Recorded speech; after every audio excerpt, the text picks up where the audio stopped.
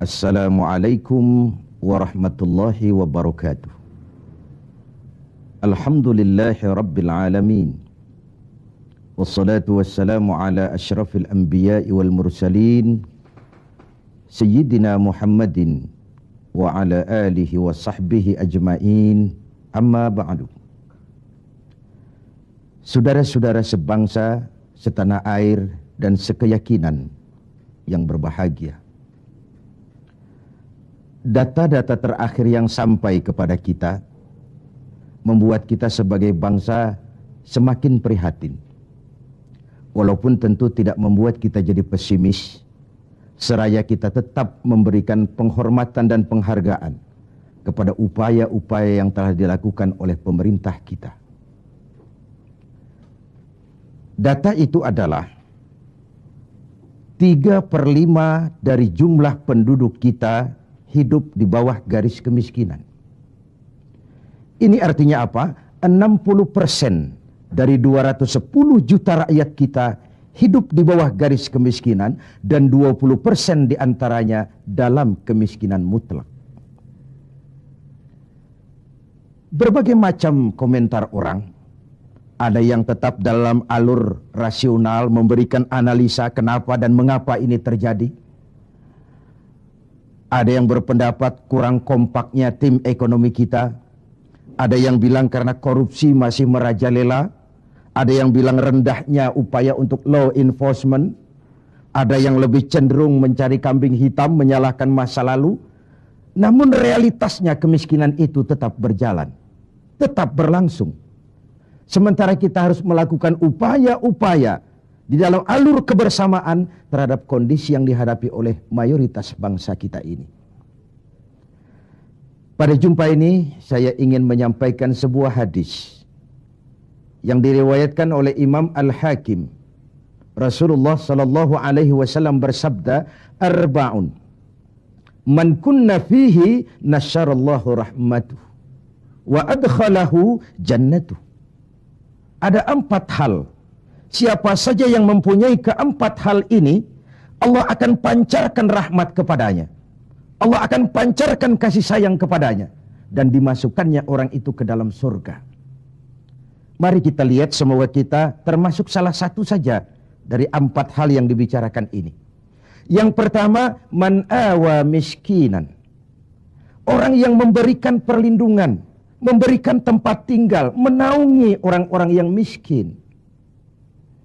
Allah melebihkan rizki sebagian kita dari yang lain agar dalam hidup terjadi take and give.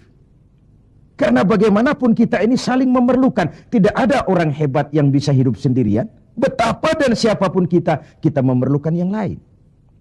60% rakyat kita hidup di bawah garis kemiskinan dan bukan mereka punya mau.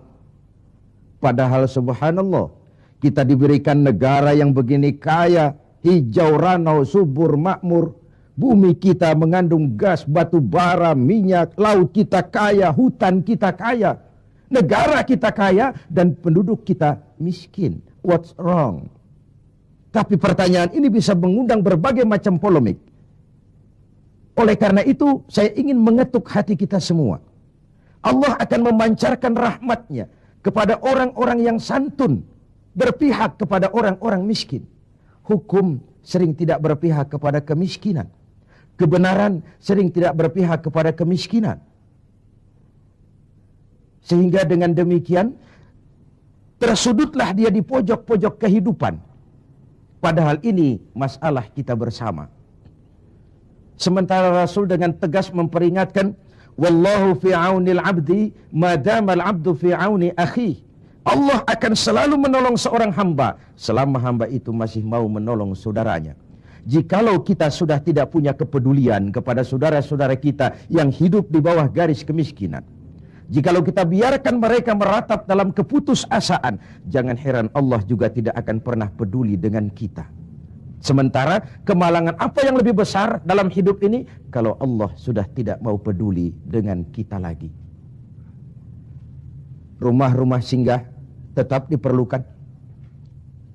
Pemandangan sehari-hari kita lihat anak-anak kita dalam usia sekolah terpaksa harus berjemur panas terik, terguyur hujan, tidur di tepi-tepi jalan oleh karena tekanan kehidupan, oleh karena sulitnya lapangan pekerjaan, oleh karena kemiskinan-kemiskinan yang dialami. Dan itu semua menjadi tanggung jawab kita untuk berbagi dalam kondisi yang seperti ini. Saudara-saudara sebangsa, setanah air, dan seiman yang tercinta. Dengan semangat ini, boleh jadi baju di rumah kita sudah tidak ada artinya. Tetapi ketika kita berikan kepada mereka, akan jadi besar artinya buat mereka. Sementara di rumah kita sendiri, kita sudah hampir lupa ada baju itu. Tidak tersentuh sama sekali. Beratkah kita memberikan sesuatu yang di tangan kita sudah tidak begitu berarti, sementara akan jadi pengarti yang paling besar bagi orang lain. Satu sisi ada orang sakit perut karena kekenyangan, sisi lain orang merintih karena kelaparan. Tidak bisakah kita menyisihkan sebagian saja supaya kita tidak berlebihan dan tetap sehat, sementara yang lain juga tetap tidak merintih kelaparan karena kekurangan makan? Kemiskinan merupakan musuh kita yang paling utama.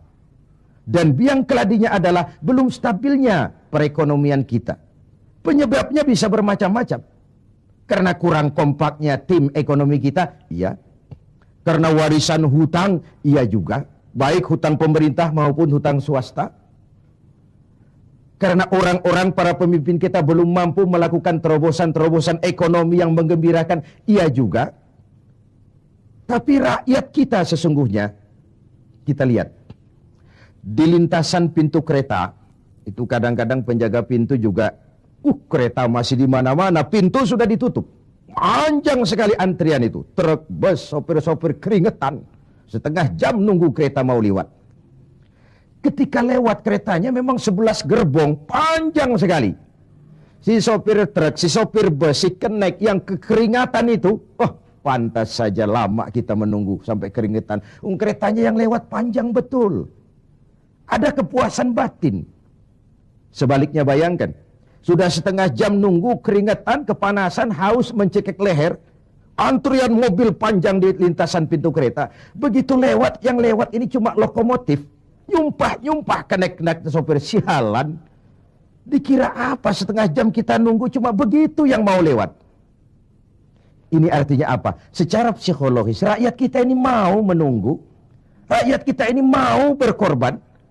Rakyat kita ini mau memberikan apa yang mereka bisa untuk sesuatu yang besar, untuk sesuatu yang monumental, untuk sesuatu yang bisa merubah keadaan mereka.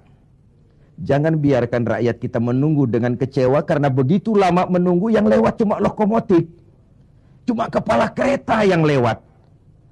Mereka merasa penantian setengah jam sia-sia, pengorbanan peras keringat, haus mencekik leher.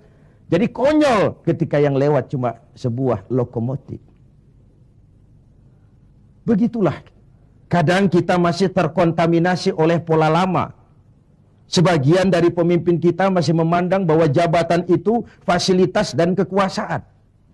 Lebih celaka lagi bahwa jabatan adalah jalan pintas untuk menuju kaya. Merasa giliran, kemarin kan giliran kamu, sekarang giliran saya. Sepanjang jabatan masih dianggap sebagai fasilitas dan kekuasaan, apalagi jalan pintas untuk menuju kaya, itu rampok. Negara sedang sakit, ini musim kerja bakti. Pesta sudah selesai, ini saatnya kita cuci piring.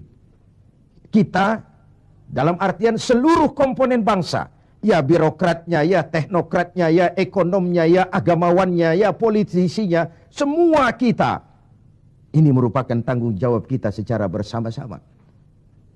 Man awa miskinan, orang yang santun kepada orang-orang yang miskin. Memberikan tempat bernaung, tempat tinggal. Mendidik, memberikan kesempatan pendidikan kepada anak-anak mereka. Sehingga anak-anak itu, yang juga anak-anak kita, punya hak menatap hari esok dengan pasti. Punya hak menggantungkan harapan dan cita-cita. Seperti juga anak-anak lain punya harapan dan punya cita-cita. Marilah kita semua menyadari, hidup ini sebuah putaran menunggu giliran. Dan jabatan adalah amanah. Sementara menyia-nyiakan amanah adalah khianat. Lebih jauh dari itu, agama mengajarkan apapun yang kita miliki dalam hidup ini sebuah titipan. Harta, titipan. Jabatan, titipan. Ilmu pengetahuan, titipan. Kalau titipan harus disikapi dengan dua. Pertama, titipan harus dijaga baik-baik. Masa ada orang datang ke rumah saya, Pak, saya titip mobil sebentar. Oh, silakan. Saat mobil diambil, kacanya pecah, bempernya penyok, robannya kempes, knalpotnya hilang, marah yang punya. Saya cuma titip, kenapa tidak dijaga baik-baik? Begitulah Allah menitipkan jabatan kepada kita. Saat nanti diambil jabatan itu berlumur korupsi, berlumur kezoliman, tipu daya, trik, rekayasa. Tentu marah yang menitip ini. Kau harus bertanggung jawab. Ini kan titipan. Kenapa tidak dijaga baik-baik? Harta titipan. Malahan, kalau saudara diberikan ilmu, pertanyaan akhirat cuma satu. Ilmumu kau amalkan untuk apa? Diberikan kita usia yang panjang, pertanyaan akhirat juga cuma satu. Usiamu kau habiskan di mana? Tapi diberikan kita harta, pengadilan akhirat akan bertanya dua. Hartamu kau dapat dari mana? Kau belanjakan kemana? Depan dan belakangnya ditanya, dari mana dan kemananya. Itu sebabnya Rasulullah berpesan, hasibu anfusakum qabla an tuhasabu.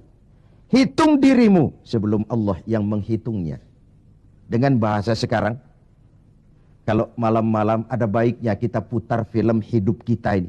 Sejak akil balik sampai sekarang, lihat adegan-adegan yang pernah kita lakukan. Oh, tanggal sekian, bulan tahun sekian, saya nyolong, saya korup. Tanggal sekian, bulan sekian, saya nempeleng orang tanpa alasan yang benar. Putar film itu. Apa target dari semuanya? Kalau ada adegan yang tidak pantas, sekarang ini kita masih bisa melakukan sensor. Taubat maksudnya, pemutihan. Ada suara yang kurang jelas, masih bisa dubbing. Ada alur cerita yang kurang utuh, masih bisa editing. Proses sensor, proses editing, proses dubbing masih dimungkinkan sekarang. Sekarang, di dunia ini. Kalau nanti di padang mahsyar, Allah yang memutar film kehidupan kita. Tidak akan ada waktu lagi untuk sensor, dubbing, editing. Yang ada tinggal pertanggungan jawab. Dan hari itu seperti sering kita baca dalam surah Yasin. Al-yawma nakhtimu ala afwahihim. Wa tukallimuna aydihim. Wa tashhadu arjuluhum bima kanu yaksibun. Mulut mereka kami gembok. Tangan mereka akan laporan. Dan kaki mereka akan memberikan kesaksian. Terhadap apa saja yang telah mereka lakukan. Jabatan adalah titipan. Dia harus dijaga baik-baik. Yang kedua, kalau titipan tidak boleh membuat orang arogan, sombong. Dititipi, sekadar dititipi kok sombong. Apa alasannya? Orang titip mobil ke rumah saya, yang punya mobil pergi, saya petatang peteteng, membangga-banggakan. Ini mobil hebat, ini mobil mutakhir, ini mobil canggih. Mobil orang titip. Begitulah kita. Ini jabatan, titipan. Kenapa harus sombong?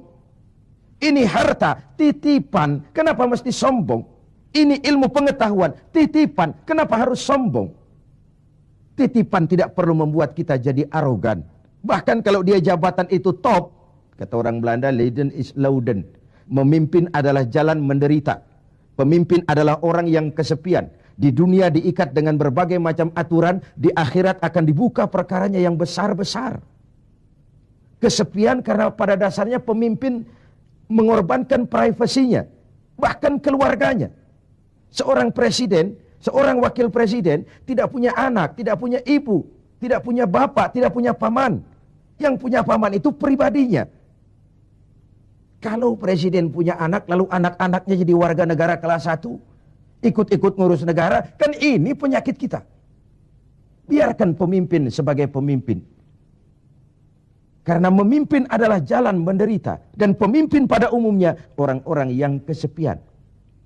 Ini musim kerja bakti. Hanya dengan semangat kebersamaan, ke atas saya mengingatkan, ke bawah saya mengimbau. Mari kita berbagi rasa dengan saudara-saudara kita yang hidup di bawah garis kemiskinan. Karena bukan saja ini tanggung jawab nasional, tapi juga tanggung jawab keagamaan.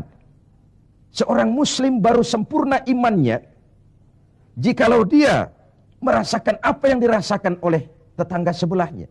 Bahkan tidak sempurna iman kamu jikalau kau tidur dalam perut kenyang sementara tetanggamu merintih kelaparan. Belum sempurna imanmu. Begitu kepekaan Islam sampai iman dijadikan taruhan terhadap perbaikan nasib orang-orang miskin. Bukan sekadar sebuah slogan, bukan sekadar sebuah simbol, tapi sebuah realita kehidupan beragama. Tangan di atas lebih baik daripada tangan di bawah. Orang mukmin yang kuat lebih disukai Allah ketimbang orang mukmin yang lemah. Lemah ekonominya, lemah pendidikannya, lemah jaringan sosialnya, lemah kebudayaannya. Orang mukmin yang kuat lebih disukai Allah daripada orang-orang mukmin yang lemah. So, kalau kita dalam posisi itu, sekaranglah waktunya untuk berbuat. Jangan biarkan saudara-saudara kita merintih kelaparan. Anak-anak dalam usia sekolah terpaksa keleleran di jalan. Atau terpaksa harus kerja di bawah usia. Memang kadang kita berhadapan dengan siklus lingkaran setan. Pendapatan rendah, kenapa? Karena kemampuan rendah. Kemampuan rendah kenapa? Karena pendidikan rendah. Pendidikan rendah kenapa? Karena kurang gizi. Kurang gizi kenapa? Karena biaya hidup tinggi. Biaya hidup tinggi kenapa? Karena pendapatan rendah. Begitu berputar lingkaran setan ini. Tapi what can we do now? Apa yang bisa kita lakukan sekarang? Buat tetangga kita, buat masyarakat lingkungan kita, setidaknya man awa miskinan. Orang yang menolong orang-orang miskin. Memberikan tempat tinggal, melindungi mereka, akan dipancarkan rahmat Allah kepada mereka. Kasih sayang Allah akan berlimpah. Si miskin mungkin tidak akan bisa membalas, tapi Allah akan memberikan balasan melalui jalan yang tidak pernah kita sangka. Ketimbang kita mencari kambing hitam. Oke lah, yang salah tetap salah. Tapi kan dengan argumen, bukan dengan sentimen. Untuk menegakkan kebenaran, bukan untuk menang-menangan. Zaklik, tidak personlik. Menyentuh dan bukan menyinggung. Biarkan hukum tetap tegak. Biarkan penataan ekonomi kita tetap profesional. Sementara kita yang oleh Allah diberikan sedikit kelebihan. Sedikit kemampuan. Mari kita berbagi untuk mengatasi persoalan bangsa yang memang berat ini. Ini yang pertama. Yang kedua, orang yang akan dapat pancaran rahmat dari Allah itu warahimad dha'ifa. Orang yang punya sifat belas kasih kepada mereka yang lemah. Keberpihakan kepada orang-orang yang tidak berdaya. Tadi saya katakan, kebenaran jarang berpihak kepada si miskin dan si lemah. Hukum sering tidak berpihak kepada si miskin dan si lemah. Tengoklah sekarang.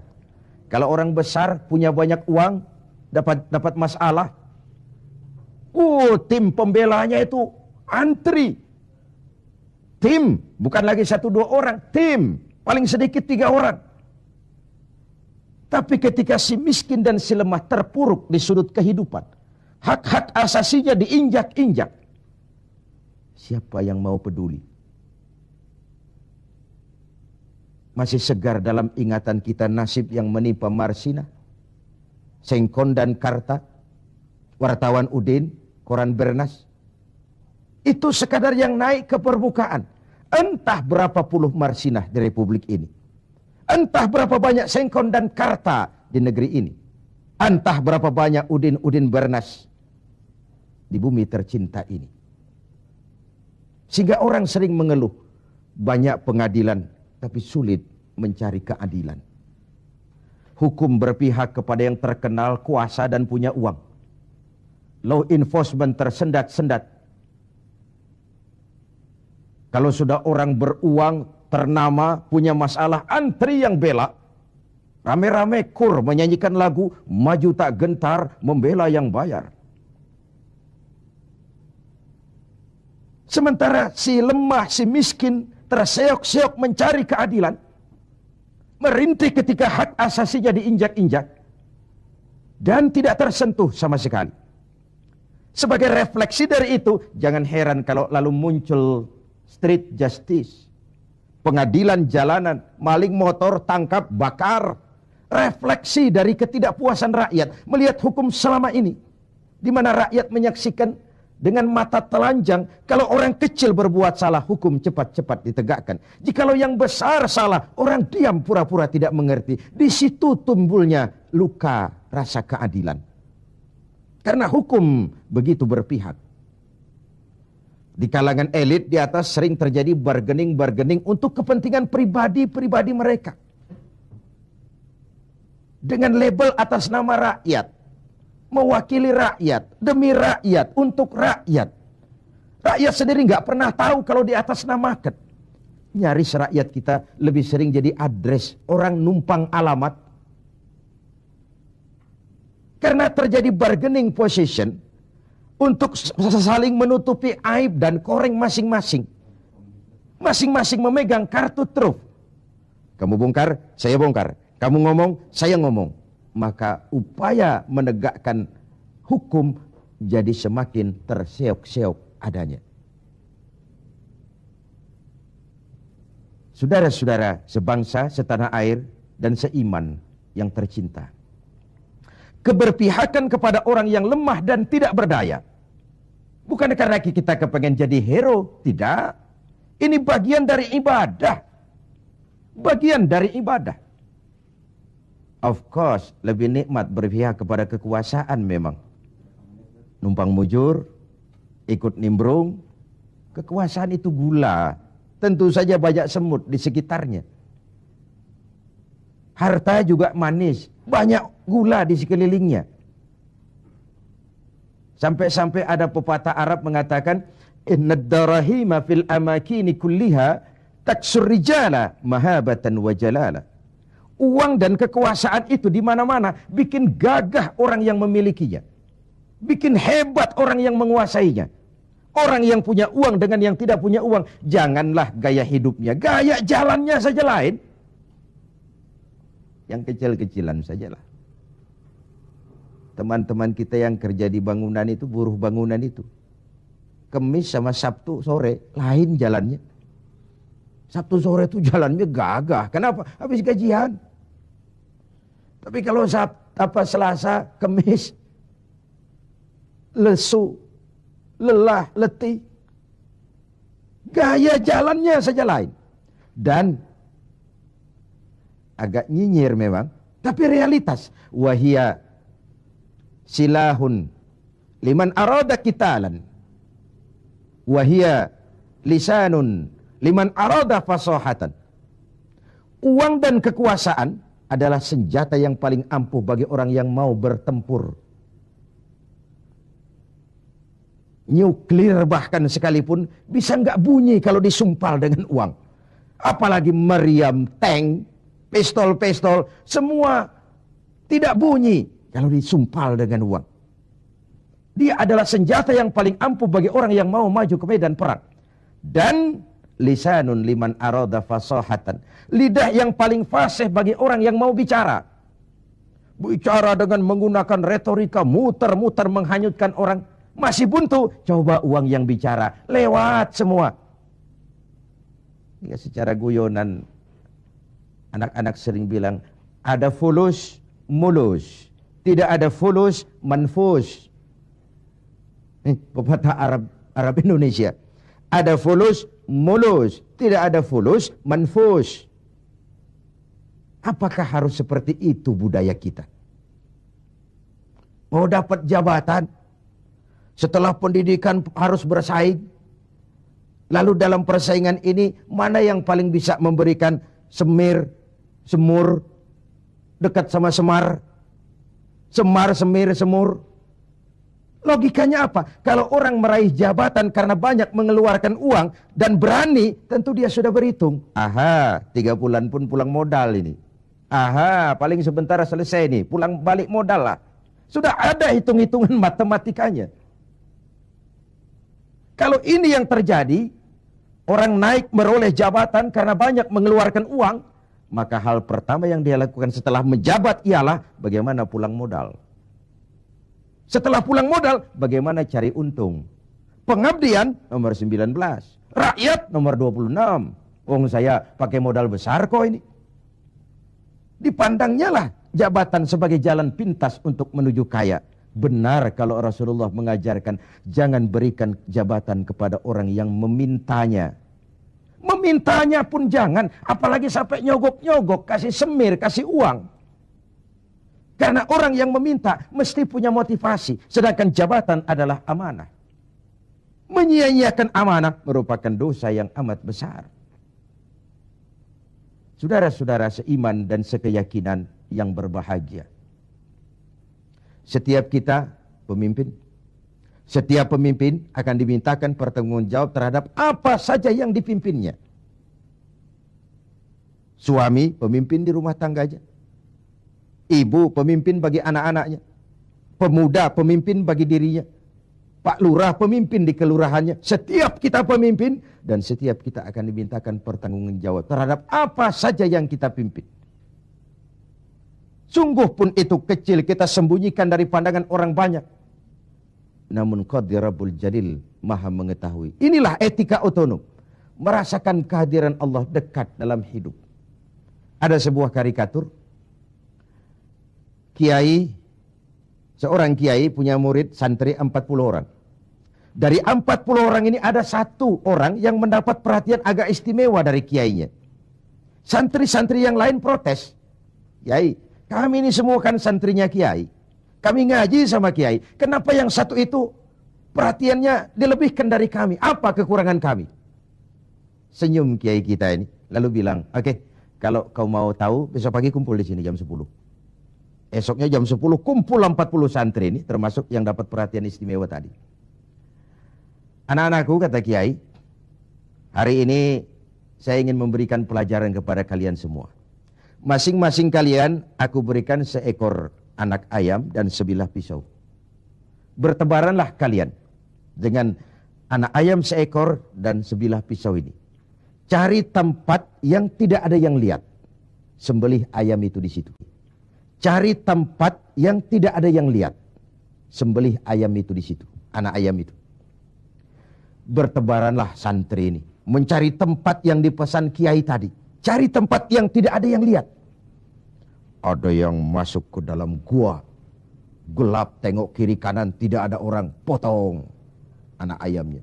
Ada yang cari semak belukar. Noleh kiri kanan, tidak ada orang. Potong. Ada yang naik ke gunung tinggi. Ada yang ke tepian sungai. Macam-macam. Alhasil, pada waktu yang ditentukan berkumpullah ke 40 santri ini. Bagaimana? Tanya Pak Kiai kita. Lapor Kiai, sudah kami sembelih semua. Sudah semua, sudah. Majulah santri yang satu ini, yang dapat perhatian lebih ini. Saya Kiai, kenapa? Saya tidak bisa menyembelih anak ayam yang Kiai berikan tadi. Kenapa? Kenapa tidak kau sembelih? Tadi waktu mau berangkat Kiai pesan, cari tempat yang tidak ada yang lihat, sembelih anak ayam itu di sana. Bagaimana? Tanya Pak Kiai kita. Lapor Kiai, sudah kami sembelih semua. Sudah semua, sudah. Majulah santri yang satu ini, yang dapat perhatian lebih ini. Saya Kiai, kenapa? Saya tidak bisa menyembelih anak ayam yang Kiai berikan tadi. Kenapa? Kenapa tidak kau sembelih? Tadi waktu mau berangkat Kiai pesan, cari tempat yang tidak ada yang lihat, sembelih anak ayam itu di sana. Saya sudah berusaha Kiai. Saya pergi ke gunung yang tinggi, ke lembah yang curam, ke semak belukar, ke hutan belantara, ke dalam gua bahkan. Tetapi kemanapun saya pergi, dimanapun saya berada, Allah tetap melihat Kiai. Saya tidak bisa menyembelih anak ayam ini seperti pesan Kiai tadi. Kiai senyum, lalu menghadapi 39 santri yang lain. Nah, kau tahu kan kenapa dia lebih istimewa dari kalian semua? Dia punya etika otonom. Dia merasakan kehadiran Allah dekat dalam hidup. Tengoklah dalam upaya memberantas korupsi di negeri ini. Berapa banyak tim yang sudah kita bentuk. Berapa banyak operasi yang sudah kita lancarkan. Entah yang namanya operasi kilat, operasi Raja Wali, operasi Halilintar, operasi Gledek. Tim ini, tim itu, tim ini, tim itu. Ketika terbentur gunung, timnya bubar. Operasinya selesai. Sementara korupsi tetap berjalan. Mari kita kembali kepada nurani. Dalam kondisi negara kita terpuruk, ekonomi kita begini rupa, 60% rakyat kita hidup di bawah garis kemiskinan. Masih bisakah kita menyalahgunakan jabatan untuk kekayaan pribadi? Masih maukah kita memperkaya kelompok sendiri dengan menyia-nyiakan rakyat banyak? Masih tegakah kita bermain-main dengan hukum? Kita tahu sesuatu itu benar tapi terus kita injak. Kita tahu sesuatu itu salah tapi terus kita kerjakan. Kita tahu sesuatu itu benar tapi kita tidak berupaya membelanya. Benar kalau Rasulullah sallallahu alaihi wasallam pernah mengajarkan sebuah doa. Allahumma arinal haqqa haqqa warzuqna ittiba'ah wa arinal batila batilan warzuqna ijtinabah. Ya Allah, tunjukkan kepada kami bahwa yang benar itu adalah benar. Berikan kami kemampuan, kekuatan, kemauan untuk membela, mengikuti yang benar itu. Tunjukkan juga kepada kami bahwa yang salah itu salah. Berikan kami kekuatan, keberanian, kemampuan, kemauan untuk menjauhi yang salah itu. Ini artinya apa? Banyak orang tahu sesuatu itu benar, tapi dia tidak berdaya mengatakan itu benar. Dia tidak punya kekuatan untuk membela yang benar. Dia tidak punya kemauan untuk menyampaikan yang benar. Sebagaimana banyak juga orang tahu sesuatu itu salah, batil, zalim, tidak benar, inkonstitusional. Tapi dia tidak punya daya, kekuatan dan kemampuan untuk menghindari yang tidak benar itu. Yang terjadi kemudian di masyarakat adalah kerancuan. Bisa saja terjadi yang benar dianggap batil, yang batil menjadi hak. Yang halal dikatakan haram, yang haram menjadi halal, atau setidaknya disamarkan. Kerancuan nilai ini membuat masyarakat menjadi tidak menentu. Oleh sebab itu, keberpihakan kepada yang lemah seperti dianjurkan dalam hadis ini. Wa rahimat dhaif. Orang yang bersifat kasih sayang kepada orang-orang yang lemah. Selain ada pula versi hadis Nabi yang menyatakan, irhamu salasatan minan nas. Kasihanilah 3 macam manusia. Dikasihani. Siapa? Pertama, azizan zalla. Orang terhormat yang jatuh hina. Pejabat tinggi yang pensiun. Terkena post power syndrome. Itu kalau tidak kuat mentalnya, mengalami semacam frozen emotional attitude. Dan itu yang masih menghinggapi para birokrat kita sekarang. Dengar mau ada mutasi, gerasak gerusuk. Cari orang pinter, cari embah. Solatnya masih menghadap Allah. Tapi urusan kayak begini, cari orang pintar, cari mbah. Jadi, iyyaka na'budu wa mbah nasta'in. Ini kan tidak konsisten, mukhtalid, mencampur aduk yang hak dengan yang batil. Akhirnya, segala macam cara diusahakan. Dia merawat jabatannya bukan dengan prestasi kerja yang baik, bukan dengan kondite karena memang melaksanakan tugas dengan sebagaimana mestinya. Tapi banyak melakukan nyenangi atasan, suap sana, semir sini, semur situ. Azizan zalla. Orang terhormat yang jatuh hina. Terkena post power syndrome. Tidak sadar hidup ini kok cuma nunggu giliran kan. Ada saat datang, ada waktu pergi. Ada hari lahir, ada saat kembali. Ada waktu dilantik, ada saat menyerahkan jabatan. Wa tilkal ayyamu nudawiluha bainan nas. Hari itu kami putar di antara manusia. Apa yang kekal? Yang tetap adalah perubahan. Perubahan itulah yang tetap itu. Ini yang pertama. Yang kedua, ghaniyan qad iftaqara. Orang kaya yang jatuh miskin. Ini kalau tidak kuat mentalnya, bisa gila. Hidup serba ada, sama dengan pejabat tinggi. Datang dihormati, kemana-mana dikawal, tiba-tiba pensiun, nongkrong di warung Tegal, nggak ada yang negor. Kalau tidak kuat mentalnya, dia bisa sableng. Orang kaya yang jatuh miskin, biasa hidup serba ada, serba mewah, serba wah. Tahu-tahu dihadapkan oleh kenyataan dia tidak punya apa-apa. Dia bukan apa-apa. Itulah sebabnya kalimat inna lillahi wa inna ilaihi raji'un bukan sebuah ucapan sekadar saat kita menghadapi musibah. Itu kesadaran batin yang paling tinggi dari seorang muslim. Segalanya datang dari Allah, segalanya akan kembali kepada Allah. Kalau satu saat saya harus melepaskan jabatan yang saya senangi, kenapa harus berat? Bukankah ketika terlahir dahulu tidak ada jabatan yang saya bawa? Kalau saya harus melepaskan harta yang saya miliki, kenapa saya harus berat? Bukankah ketika terlahir ke dunia ini tidak sesen pun uang yang saya bawa? Innalillah, segalanya dari Allah, segalanya akan kembali juga kepada Allah. Kesadaran moral yang paling tinggi, segalanya dari Allah, segalanya akan kembali kepada Allah. Lalu orang ketiga yang perlu dikasihani kata Nabi, faqihan yal'abu bihil juhal. Ahli fikih, ahli hukum, ngerti syariat, tapi dipermainkan oleh orang bodoh yang kebetulan punya uang dan kekuasaan. Dan uang serta kekuasaan itulah yang jadi sponsor. Tolong carikan dalil supaya ini kelihatannya halal. Paling tidak haram-haram dikit lah. Sibuklah si ahli fikih buka kitab, carikan dalil untuk menghalalkan yang haram itu. Tolong carikan alasan supaya ini boleh. Sibuk menurunkan kitab untuk memberikan legitimasi terhadap kebatilan.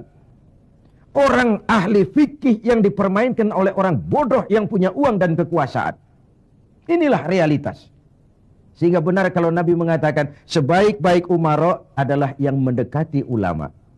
Sejelek-jelek ulama yang mendekati umara. Kalau umara mendekati ulama, tendensinya apa? Mau minta proyek sama kiai? Tentu tidak, paling minta didoakan, minta yang baik-baik. Tapi kalau umara membebek, mendekat, menjilat kepada ulama, menjilat, mendekat, membebek kepada umara, tentu ada something, ada sesuatu. Saudara-saudara yang terhormat, saya kembali kepada masalah 4 hal yang mendatangkan rahmat Allah tadi, yaitu yang kedua, rahimad dhaif. Orang yang bersifat belas kasih kepada orang-orang yang lemah, keberpihakan kepada rakyat. Ini yang diperlukan sekarang. Ini akan menumbuhkan trust, kepercayaan. Kita bicara soal kesulitan ekonomi, ini kan masalah yang sudah mendunia. Bukan cuma Indonesia, tapi tetangga-tetangga kita sudah hampir sembuh semua. Malaysia sudah sembuh. Thailand sudah sembuh. Filipina sembuh, bahkan Korea lebih menakjubkan. Bukan saja sembuh, tapi dia sudah tidak punya sangkut paut lagi dengan negara donornya, IMF. Sudah diselesaikan hutangnya. Apa yang dilakukan Korea? Membangun semangat kebersamaan. Rakyatnya mengumpulkan emas sekian ton. Pemerintah mengeluarkan obligasi. Kok mau rakyat mengumpulkan emas? Nah, itu tadi. Masih ingat? Sopir truk, sopir bus, kenek-kenek nunggu setengah jam di lintasan pintu kereta. Kalau lokomotifnya yang panjang lewat, ada kepuasan batin. Trust, rakyat percaya kepada pemimpinnya. Ini yang perlu ditumbuh kembangkan. Sehingga terkumpullah emas sekian ton. Lalu Korea menghidupkan yang namanya home industry. Tulang punggung perekonominya tetap koperasi yang bersifat kerakyatan. Dan dia berhasil bangkit dari kesulitan ekonomi. Rasa kepercayaan itu penting. Karena rakyat merasa pemimpinnya adalah bagian dari mereka. Ini yang Rasulullah saja dituntun oleh Al-Quran. Qul innama ana basyarum mislukum. Katakan kepada mereka Muhammad, aku manusia seperti kau. Seperti kalian semua. Apa artinya ini? Jangan menempatkan dirimu di atas yang lain. Jangan pemimpin mendatangi rakyat sebagai sosok penguasa, sebagai sosok malaikat, sebagai sosok sinterklas. Datanglah kepada rakyat sebagai bagian daripada rakyat itu sendiri. Saya tertarik dengan ungkapan Presiden Republik Rakyat Cina pada saat dilantik. Apa katanya? Berikan kepada saya 100 peti mati. Yang 99 akan saya gunakan untuk koruptor di negeri ini. Yang 1 akan saya pakai sendiri kalau kamu lihat saya tidak benar. Sebuah ungkapan yang menampilkan kesungguhan dan keteladanan. Siapkan 100 peti mati. Yang 99 untuk para koruptor di negeri ini. Yang satu akan saya pakai sendiri kalau kamu lihat saya tidak benar. Sebuah negeri Cina yang nyaris ateis, komunis, mempunyai landasan moral yang begitu tinggi untuk memberantas korupsi, menciptakan pemerintah yang bersih dan berwibawa. Mengapa kita yang berpancasila, yang sila pertamanya ketuhanan yang Maha Esa, yang kita negara walaupun bukan negara agama tetapi negaranya orang beragama, mengapa kita lalu setengah hati terjebak pada bargaining cuma untuk melembagakan pribadi, kepentingan golongan paling tinggi, tapi tidak menyentuh kepentingan rakyat banyak.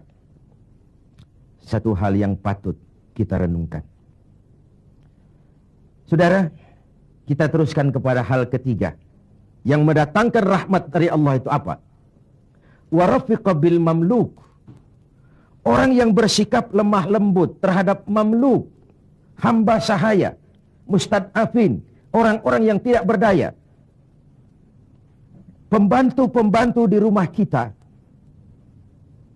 sering kita anggap sebagai pembantu. Kita ora pati ngewong ke wong. Tidak memandang orang itu sebagai orang. Bukan sebagai anggota keluarga tapi pure pembantu. Padahal dicucinya pakaian kita, dimasaknya makanan kita, dijaganya keamanan di rumah kita, di lapnya lantai rumah kita, tidak dia mengeluh walau gaji kecil, hidup lebih banyak kurangnya daripada cukupnya. Yang dimaui dari hadis ini adalah keberpihakan kepada mustad'afin, golongan yang lemah, golongan yang tidak berdaya.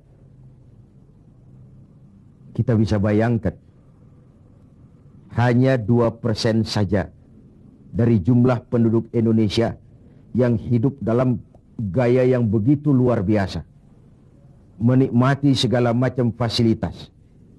98%-nya bergantung kepada yang 2% ini. Mereka yang owner, mereka yang menguasai uang, mereka yang terjebak dalam kredit yang triliunan. Bayangkan saja, ketika aset kita diberitakan 600 miliar di PPPN, tapi kemudian real cost yang sesungguhnya cuma 160 miliar. Terjadi 340 miliar yang di-markup sedemikian rupa. Begitu mudah orang mendapat fasilitas. Dengan semangat nasionalisme yang hampir tidak ada sama sekali. Ketika terjadi gonjang-ganjing di negeri ini, dengan berobatlah mereka berangkat ke luar negeri, dengan segala macam lah.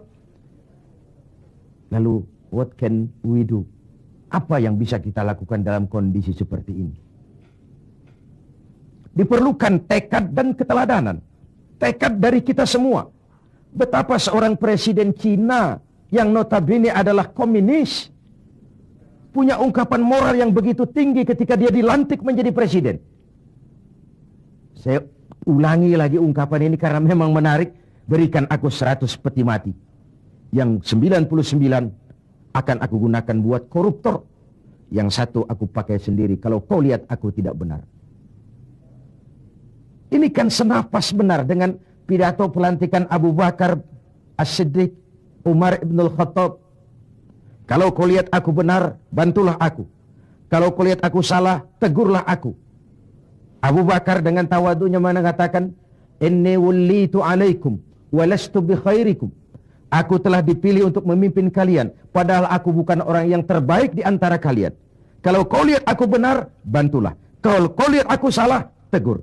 Dan Sayyidina Umar dengan jujur juga menjawab, aku akan menegurmu dengan pedangku. Artinya apa? Jangan main-main dengan jabatan.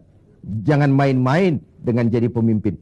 Sekedar kepengen dihormati, sekedar kepengen hidup dengan segala macam fasilitas yang serba wah, kemana-mana dikawal orang, dihormati, cuma sebatas itu. Lalu tidak punya konsep ke depan membawa rakyat keluar dari kesulitan. Saudara-saudara sebangsa, setanah air dan seiman yang berbahagia.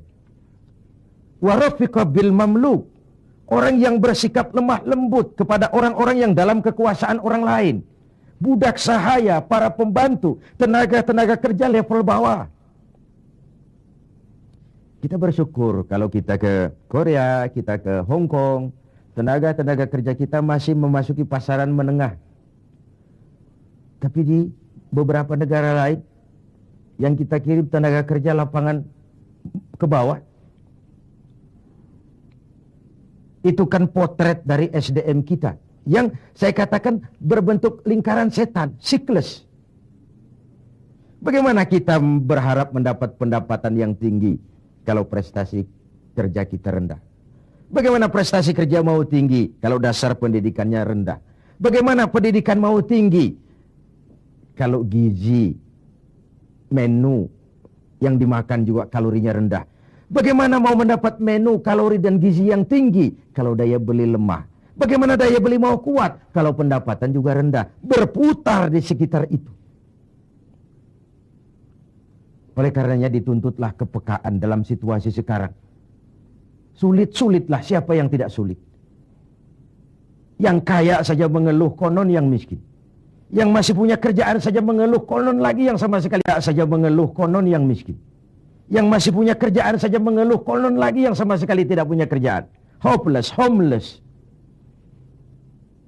Dan ini kesulitan kita bersama. Mari kita berbagi. Wallahu fi aunil abdi madamal abdu fi auni akhi. Allah akan selalu menolong seorang hamba selama hamba itu masih mau menolong saudaranya. Selama kita utuh, kokoh dan kuat, bersatu sebagai bangsa, tidak ada kesulitan yang tidak bisa kita atasi. Hutang-hutang kita, paling tidak kita bisa minta rescheduling, debt rescheduling, penjadwalan ulang. Terlalu riskanlah kalau kita minta pemutihan, karena itu memberikan pengumuman bahwa negeri kita bangkrut. Debt rescheduling. Sumber daya alam kita masih memadai. Banyak terobosan-terobosan yang dilakukan selain membebani rakyat dengan berbagai macam pajak.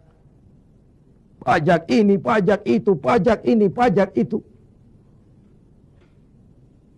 Tidak adakah satu upaya selain meningkatkan pajak dengan tambahan hutang dari luar negeri untuk memperbaiki ekonomi ini? Let's be ourselves. Mari kita jadi diri kita. Selama ini kita gagal barangkali sebagai bangsa oleh karena kita tidak mau menjadi diri kita. Negara kita negara agraris, tapi teknologi kita berorientasi kepada high tech. High tech itu artinya high cost, tetapi sekaligus high risk. Yang kita perlukan teknologi yang mengarah kepada agro. Sebuah karikatur sederhana. Tingkat kesuburan yang paling tinggi di negeri kita adalah di Pulau Jawa. Humus kesuburannya itu sampai 15 meter ke bawah. Sedangkan di luar Jawa rata-rata 15 cm tingkat kesuburannya. Wajar kalau lalu ada lahan berpindah, ladang berpindah. Karena tingkat humus kesuburannya cuma 15 cm dari permukaan. Apa yang kemudian terjadi? Tanah-tanah yang subur di Jawa ini ditanami gedung, ditanami beton. Untuk kepentingan high-tech. Lalu sawah kita buatlah di Kalimantan Tengah. Lahan 1 juta hektar. Tanahnya gambut. Proyek gagal total. Triliunan uang menguap. Entah yang di mark up, entah yang disalah alirkan. Habislah akhirnya uang setan dimakan jin. Let's be ourselves. Mari kita jadi diri kita. Sebab hanya orang yang tahu benar dirinya, dia akan bisa menempatkan diri. Tetapi pada saat kita sudah tidak tahu siapa kita, apalagi kita mau jadi orang lain, maka kita tidak akan pernah jadi apa-apa. Jangan di bawah bayang-bayang orang lain. Karena bagaimanapun negara donor mau memberikan bantuan karena kepentingan. Apalagi jangan mau jadi orang lain. Jadilah diri kita, itu yang sejatinya. Semangat gotong royong, kebersamaan, kepedulian sebagai budaya yang dimiliki orang-orang tua kita nyaris tercabut dari kehidupan kita. Terjebak euforia tiba-tiba saja atas nama kebebasan, atas nama demokrasi. Kita seakan tercabut dari akar budaya kita. Kita yang santun jadi beringas. Kita yang rukun jadi saling mencurigai. Kita yang toleran tiba-tiba bermusuhan. What's wrong? Apa sih sebenarnya? Siapa melawan siapa? Siapa nyurigai siapa? Siapa membunuh siapa? Kita anak-anak bangsa satu tubuh yang lahir dari rahim Ibu Pertiwi. Pada layaknya menghadapi kesulitan-kesulitan seperti ini, kita bahu-membahu. Saya ingat almarhum Panglima Besar Sudirman punya ungkapan, tidak ada kemenangan kalau tidak ada kekuatan. Tidak ada kekuatan kalau tidak ada persatuan dan kesatuan. Tidak mungkin terwujud persatuan dan kesatuan tanpa semangat silaturahmi. Mau menang kita keluar dari kesulitan besar ini, harus kuat. Mau kuat kita, harus bersatu. Mau bersatu kita, hidupkan budaya silaturahmi. Islah, kata orang sekarang. Rekonsiliasi, bahasa kerennya. Tidak hanya pada saat memang ada benih-benih disintegrasi, tapi dalam kondisi yang normal. Silaturahmi dilakukan dalam posisi kita sebagai bagian dari rakyat kita. Rakyat memilih pemimpinnya bukan cuma untuk membuka, meresmikan, berkunjung, berkunjung, meresmikan, membuka, membuka, meresmikan, berkunjung. Rakyat memberikan amanah kepada kita untuk mengubah keadaan ini, membawa mereka ke arah kehidupan yang lebih pasti dan lebih baik. Saudara-saudara seiman, hal keempat, terakhir, yang mendatangkan rahmat dari Allah adalah wa anfaqa 'alal walidain. Orang yang membelanjakan hartanya untuk kedua orang tuanya. Pada skala yang makro, bagaimana generasi muda menghormati generasi tuanya. Satu hal yang pasti, orang-orang tua kita pernah muda dan kita belum pernah tua. Artinya apa? Paling tidak kita bisa menimba pengalaman. Hidup adalah mata rantai yang berkaitan. Sebuah sukses besar mestilah berangkat dari hal-hal sebelumnya. Listrik yang ditemukan Edison, Thomas Alva Edison, mungkin tidak secanggih listrik sekarang. Tapi kapanpun orang bicara listrik, Thomas Edison juga yang kita ingat. Orang-orang tua kita yang telah berjasa membangun negeri ini dengan keringat, air mata, darah, dan nyawa. Hanya bangsa yang besar yang bisa menghargai para pahlawannya. Hanya generasi terhormat yang bisa menghormati orang-orang sebelumnya. Hidup mata rantai yang saling berkaitan. Betapapun hebatnya kita sekarang, kita tetap merupakan produk dari masa lalu. Itu pada skala makro. Pada skala mikronya, menghormati ibu bapak. Tidak ada bahagia bisa ditegakkan tanpa restu keduanya. Dalam hidup kita sering berziarah ke makam-makam yang kita anggap keramat. Tapi sadarkah kita, keramat hidup itu ada di rumah kita. Ibu dan bapak kita. Doanya mustajab, sumpahnya pun manjur. Sehingga Nabi ingatkan, ridallah fi ridal walidain, wa sukhtullah fi sukhtil walidain. Ridho Allah dalam keridhaan ibu bapak. Murka Allah juga dalam murka ibu dan bapak. Agama mengenal kisah Juraiz. Budaya bangsa kita mengenal kisah Simalin Kundang. Sebuah potret, tidak ada bahagia bisa ditegakkan tanpa restu dari ibu dan bapak. Ada orang mengungkapkan, kalau orang tua kaya, anak jadi raja. Kalau anak yang kaya, orang tua sering jadi budak. Sukses anaknya di ibu kota, ayolah Pak ikut saja ke Jakarta, Ma ikut saja ke Jakarta. Sudahlah tinggal saja di rumah, diam saja, nggak usah kerja apa-apa. Biasa di desa dengan segala aktivitas, begitu ke Jakarta diam, kan tidak enak juga orang tua. Akhirnya mulai nyapu-nyapu halaman. Akhirnya tidak enak lagi mulai bantu-bantu ngepel. Dan begitu seterusnya. Berapa banyak pun uang kita belanjakan untuk membahagiakan ibu dan bapak, tidak akan pernah sanggup menebus air susu ibu yang kita minum. Ayah yang pergi pagi pulang petang, peras keringat, banting tulang, kehujanan dan kepanasan untuk membesarkan dan mendidik kita supaya jadi orang. Sering setelah jadi orang, lupa kacang akan kulitnya. Saudara-saudara sebangsa dan setanah air yang berbahagia. Mudah-mudahan 4 hal yang saya sampaikan pada hadis yang diriwayatkan oleh Al-Hakim ini menjadi sumbangan moral untuk lebih meningkatkan kepedulian dan ikut andil dalam memberikan solusi bagi bangsa dan negara tercinta ini. Jumpa lagi di lain kesempatan. Usikum wa nafsi bitaqwallah. Wassalamualaikum warahmatullahi wabarakatuh.